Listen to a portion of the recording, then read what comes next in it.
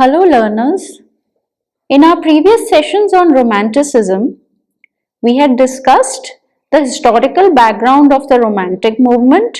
Thereafter, we had talked about the literary background of Romanticism. Now in this session, we will be discussing the Romantic epistemology and emanating from this epistemology some of the elements associated with the Romantic theory of art. Finally, in this session, we shall be looking into Romantic criticism. Now, when we look into Romantic epistemology, we will be talking about three components of the Romantic epistemology, mainly individualism, secondly, the active projective view of the self for the mind, and thirdly, distrust of reason and rationality. Thereafter, when we talk about the Romantic theory of art which emerged from this epistemology, we'll be talking about a cluster of ideas such as imagination, organicism, and inspiration.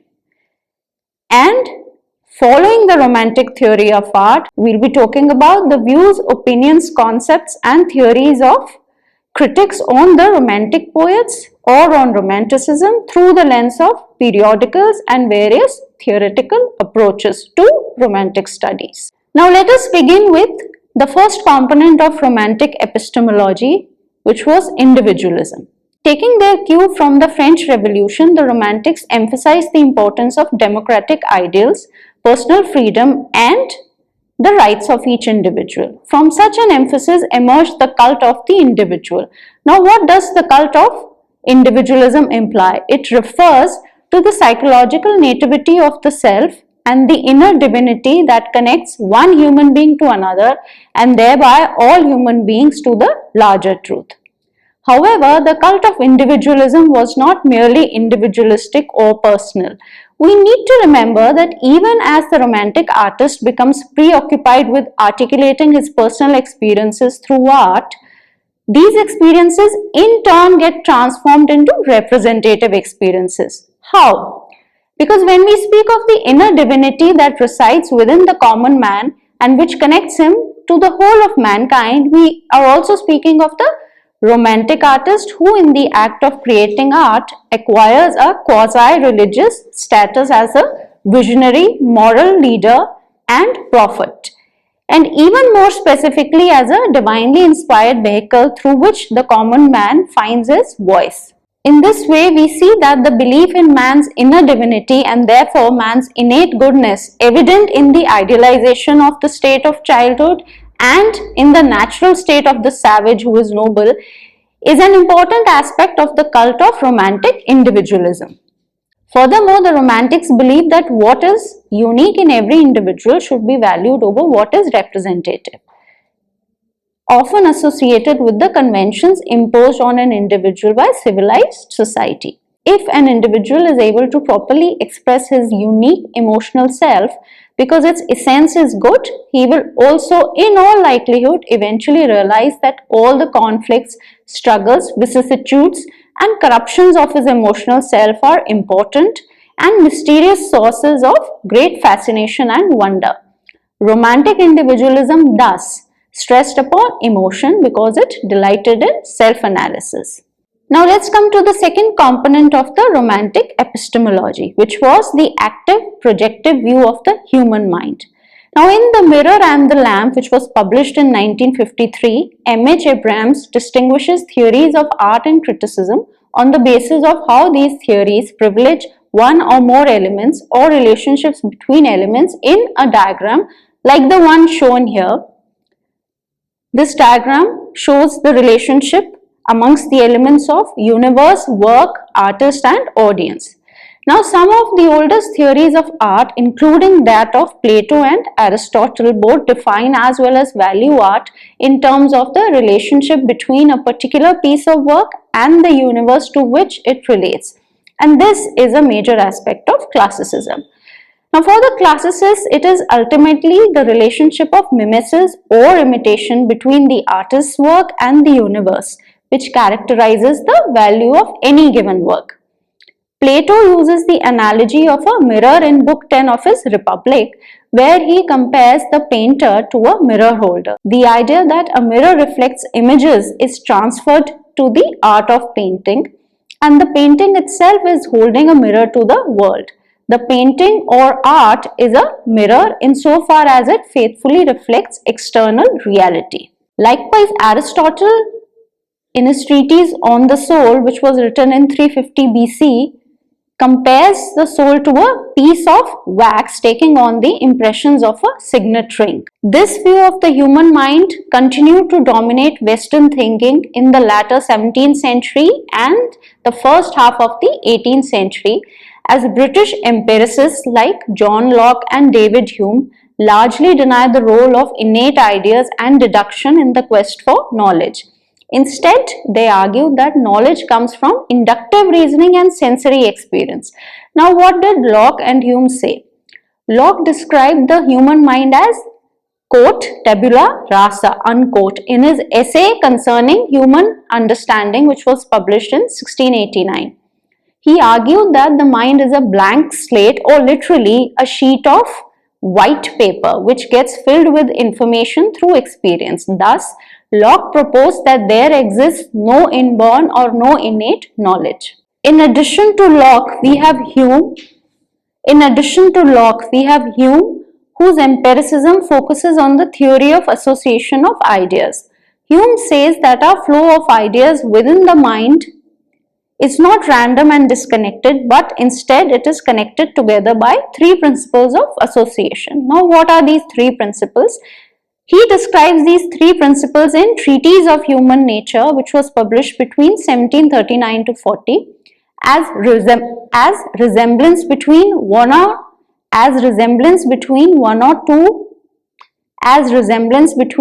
or more thoughts, contiguity of time and place, that is, one thing being in close proximity with the other, and cause and effect of a given incident or observation. Yet another important thinker who belongs to the associationist school like Locke and Hume is David Hartley, a physician who wrote Observations on Man in 1749. Now, what was Hartley's contribution to the associationist school? Hartley fuses Locke's concept with his own view of the nervous system in order to propose the theory of vibrations. Now, this theory explained how the component particles that constitute the brain interact with the universe on a molecular level in order to convey sensations, which in turn lead to the generation of ideas. For Hartley, ultimately, the complex mental processes of imagining, remembering, and reasoning might be analyzed in terms of clusters or sequences of elementary sense impressions, so that ultimately all psychological acts may be adequately explained by a single law of association. The Romantic theory of knowledge, of course, as we all know by now, questioned both these existing worldviews, one that saw art as a mirror reflection of reality and the other that saw the human mind through the lens of British empiricism. These worldviews were revisited, challenged, and revised by the Romantics. Art was still seen as a mirror, but for the Romantics, it became a mirror that is turned inward to reflect the reality within and not outward to reflect external reality. Also for the Romantics, this inner reality can be expressed through art, because the human mind or the self is not a passive or a blank slate, but instead it is active and projective to the extent that the mind does not merely modify what it receives, but in a significant sense, in fact, it creates it. This concept of the active projective mind will become clearer in our later sessions, where we shall be studying the theories of Wordsworth, Coleridge, and Shelley one by one. Now, the third component of the Romantic epistemology was distrust of reason. In its strictest sense, reason refers to the French Enlightenment, which was a movement that utilized rationalism, logic, and order as weapons against the forces of repression embodied in the monarchy and the church. Among the Enlightenment writers, Voltaire was the most popular one, and his philosophical dictionary, which was published in 1764, contains some of his major ideas on the church, tolerance, morality, the freedom of the press, and other such subjects. Now, how did Romanticism constitute a type of counter-enlightenment? This is a term associated with the British philosopher Isaiah Berlin and rooted in German Romanticism. In reaction to the cult of rationality that was the Enlightenment, the Romantics searched for deeper, often subconscious meanings because the inexplicable, the mysterious, and the unknown appealed to them. The basic argument in Romanticism is that reason cannot explain everything, and so the Romantics valued feeling, intuition, and spontaneity over reason. These values eventually led the Romantics to discover truths that the rational mind could not, and in the final instance led them to the act of creating and valuing art upon a set of principles that was different from those of the classicists. In this sense, Romanticism was not merely a simple rebellion against reason in favor of emotion.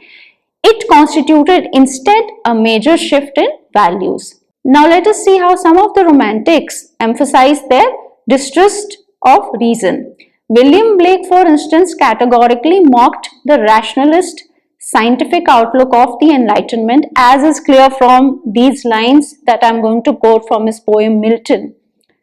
The reasoning power in man, this is a false body, an incrustation. Over my immortal spirit, a selfhood which must be put off and annihilated always. To cleanse the face of my spirit by self-examination, to bathe in the waters of life, to wash off the not human, I come in self-annihilation and the grandeur of inspiration, to cast off rational demonstration by faith in the Saviour, to cast off the rotten rags of memory by inspiration, to cast off Bacon, Locke and Newton from Albion's covering, to take off his filthy garments and clothe them with imagination, to cast aside from poetry all that is not inspiration.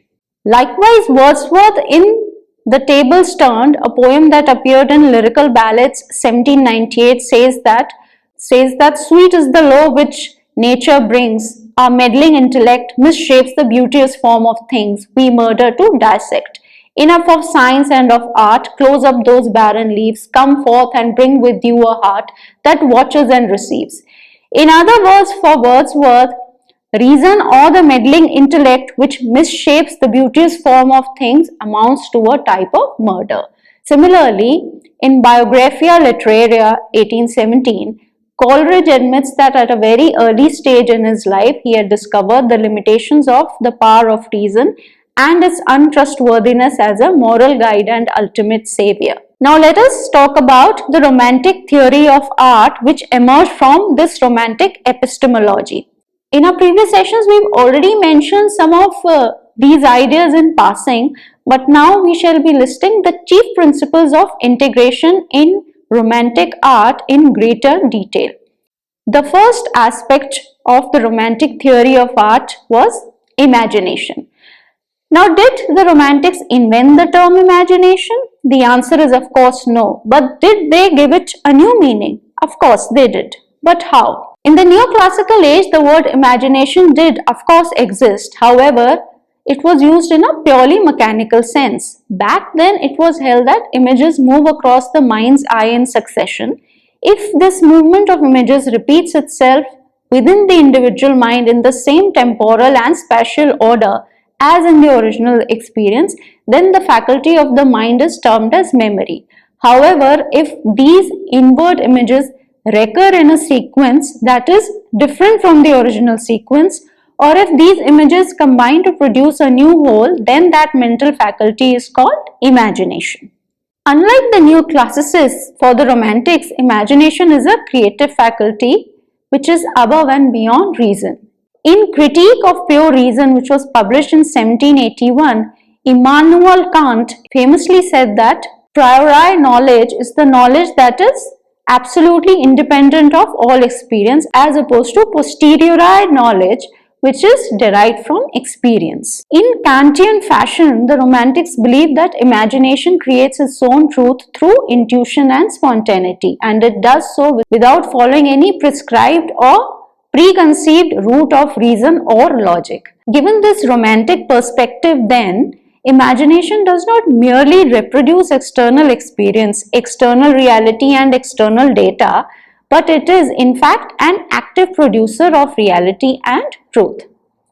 Now let us quickly dwell upon what the six canonized romantic poets, first generation and second generation, have to say on imagination. We begin with William Blake, who proudly and explicitly rejected Plato's theory of art as imitation and knowledge as recollection. For Blake, his muses are the daughters of imagination, in contradistinction to Plato, whose muses are the daughters of memory.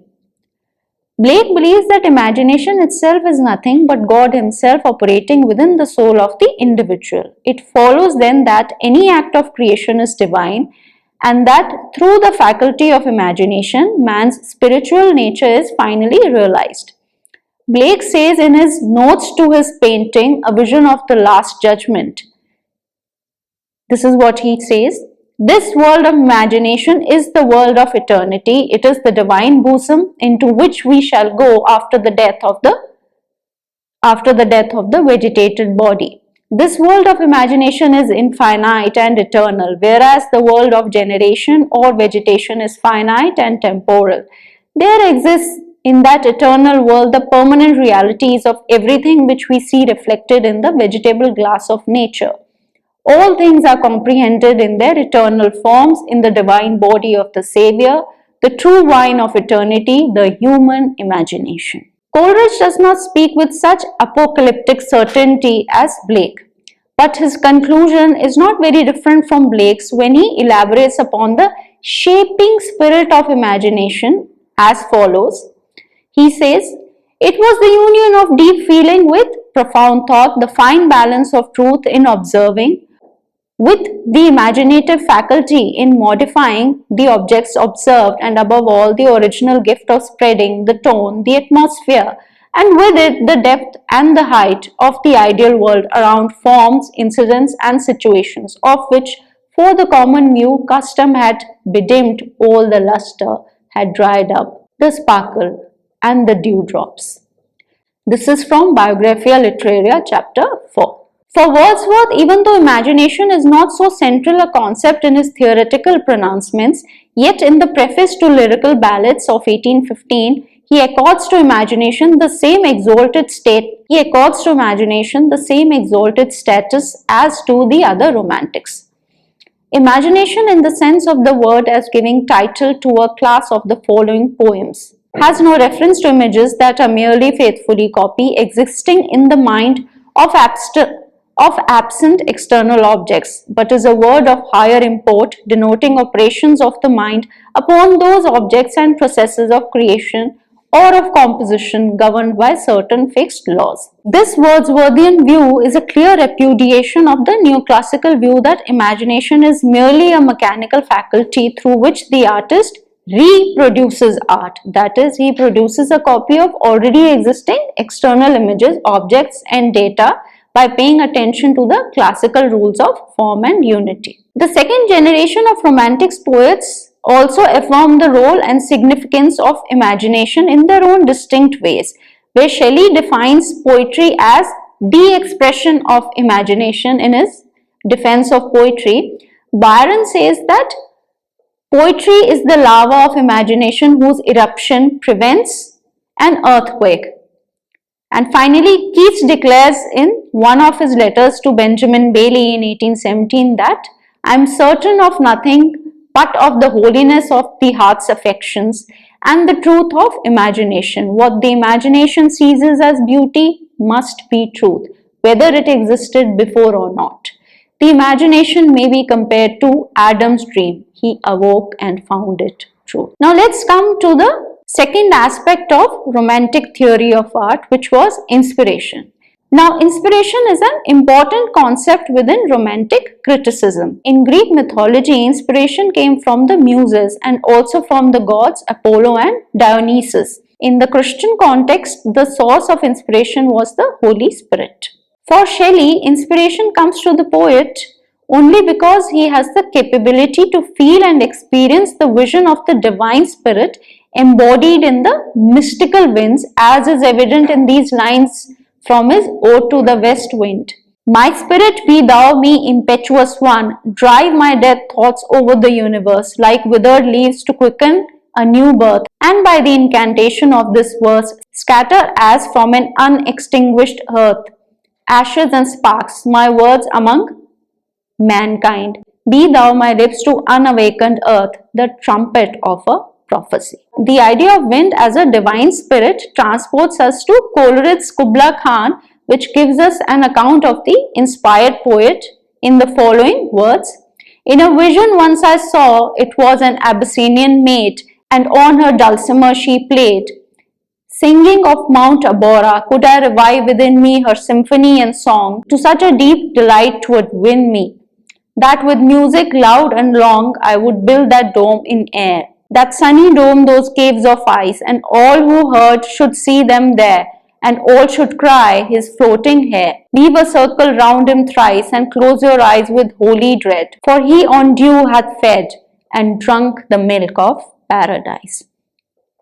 Reverting to Shelley, let's remember that for him poetry is an outcome of an involuntary inspiration, so that, as he himself says, when composition begins, inspiration is already on the decline. This is what he says in Defense of Poetry.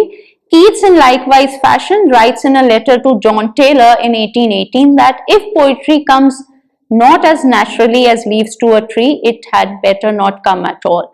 Thus we see how the Romantics insist upon the power of inspiration, both the first and the second generation of Romantics. Now let us answer the question, how does a work of art that is the result of inspiration acquire unity? We notice that the Romantics typically employ metaphors from the animal and plant kingdom to explain the unity of a work of art by conceiving of it as an organism. And hence we come to the last aspect of the Romantic theory of art, which is organicism. Let us now briefly talk about how this aspect manifests itself in the work of some of the Romantic poets. In his Hints Towards a Formation of a More Comprehensive Theory of Life, 1818, Coleridge uses the analogy of a growing plant. For a poem's growth.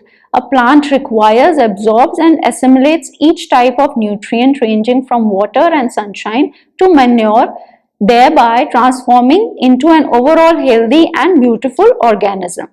Similarly, beautiful art is organic and not mechanical, so each part has a relation with another individual part and also with the whole or the summation of all parts. Coleridge therefore defines beauty in art as multiety in unity. This definition is given in On the Principles of Genial Criticism, an essay that was published in 1814. It is this multiety in unity which is the centerpiece of Coleridge's aesthetics. If we talk about Wordsworth in the context of organicism, then we will recall that in his pastoral poem A Pet Lamb, 1815, Wordsworth employs the figure of a little girl feeding a little lamb. As the poet oversees the pet and its keeper from a distance, the innocent lamb becomes synonymous with the poet's soul. Here Wordsworth exhorts the poet artist that his art or work should grow as rampantly as tender grass, trees and flowers in the hills.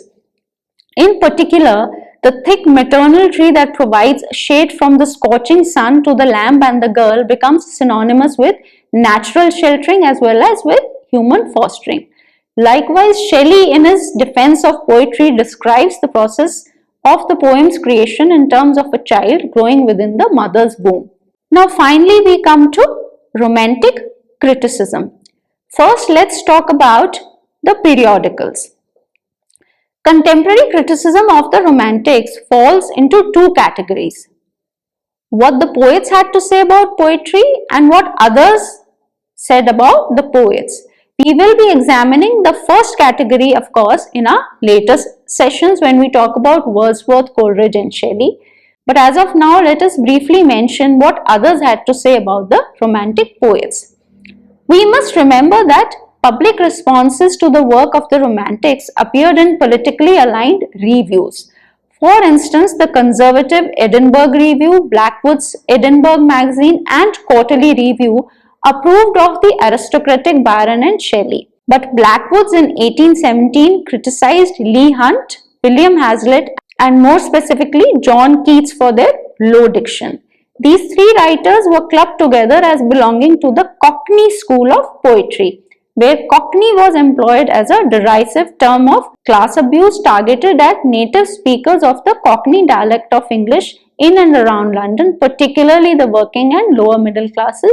Also, only Keats can be said to be Cockney in the proper sense of the word, whereas Hunt and Hazlitt were attacked more for their radicalism than their diction. Other responses to the Romantics in radical journals like John Hunt's The Liberal, his brother Leigh Hunt's The Examiner, or William Hazlitt's Yellow Dwarf depended on the degree of the journal's radicalism. For a comprehensive survey of these responses, a very useful book that you can refer to is The Romantics Reviewed, Contemporary Reviews of British Romantic Writers, edited by Donald Riemann, and the latest edition has been published by Routledge in 2018.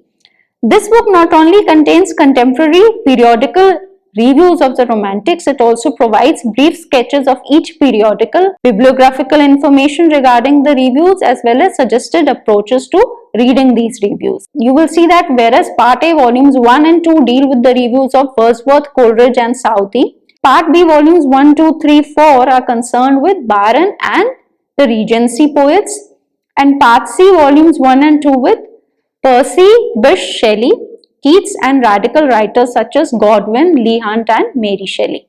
Now let's come to the various theoretical approaches to Romantic studies. In the early 20th century until about the 1960s, T.S. Eliot's judgments dominated the critical thinking of academics about the Romantics. Although the last of the Romantics had died almost half a century before 1900, the Romantic influence was so strong that in the early 20th century, the term modern and its corresponding ideology was opposed not to Victorian but to Romantic. Eliot and other modernists such as T.E. Hume, an English critic and one of the founders of the Imagist movement, Irving Babbitt, American critic associated with New Humanism, and F.R. Lewis attacked the Romantics for their sentimentality and claimed that the Romantics such as Byron and Keats were escapist, adolescent, and in Shelley's case even wrote ungrammatically. New criticism emerging from the USA in 1930s focused on the text of the poetry, the words on the page, thereby making the craftsmanship of the Romantics evident to the world. However, there were a few problems with this approach. The new critics' textual study tended to emphasize the imagination and idealism of Romantic poetry. It concentrated on the shorter lyrics and not the long poems of the Romantics, and it divorced poetry from its personal and political context, thereby emptying the poems of much of their meaning. Romantic poetry, after all, was, by its creators' admission, often autobiographical. Cleanth Brooks, a leading new critic, advocated the centrality of paradox as a way of understanding and interpreting poetry and placed emphasis on the interior life of a poem. In Modern Poetry and the Tradition, which was published in 1939, Brooks claimed that modern poetry seriously put into question the assumed importance of Romanticism in literary history. He also declared Shelley to be too resistant to irony to function as a model for a new poetics. Yet another critic, René Welleck, who defended the new critics, wrote the landmark work A History of Modern Criticism 1750 to 1950, which identifies certain common features that define Romanticism. In Welleck's view, Romanticism is an intermingling of three aspects: a particular view of imagination, a particular attitude to nature, and a particular style of writing. A feature that is typically missing in Welleck is the political dimension of Romanticism. The 1940s saw a partial return to historical and biographical criticism in the works of K.N. Cameron, E. Hungerford, J. Bronowski, and D.V. Erdman. The rehabilitation of the poets as intelligent and experimental artists continued with Northrop Frye's landmark study of William Blake titled Fearful Symmetry, which was published in 1947.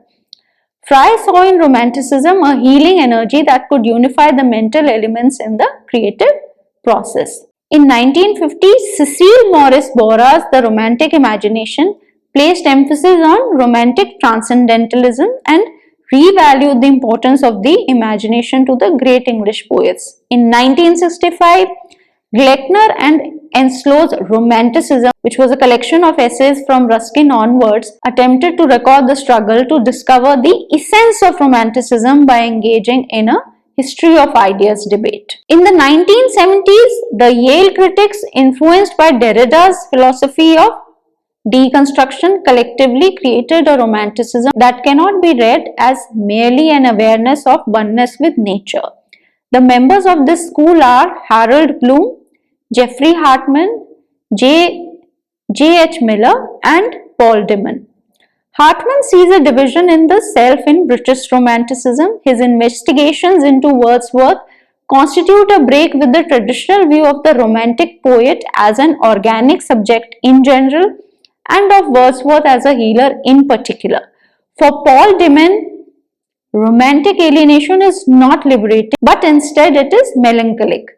For Bloom, the erotic and the imagined need to be seen as worthy compensations for the loss of social function and consensus. From the 1980s, feminism has been able to provide new insights into the canonical works as well as into the making of the canon.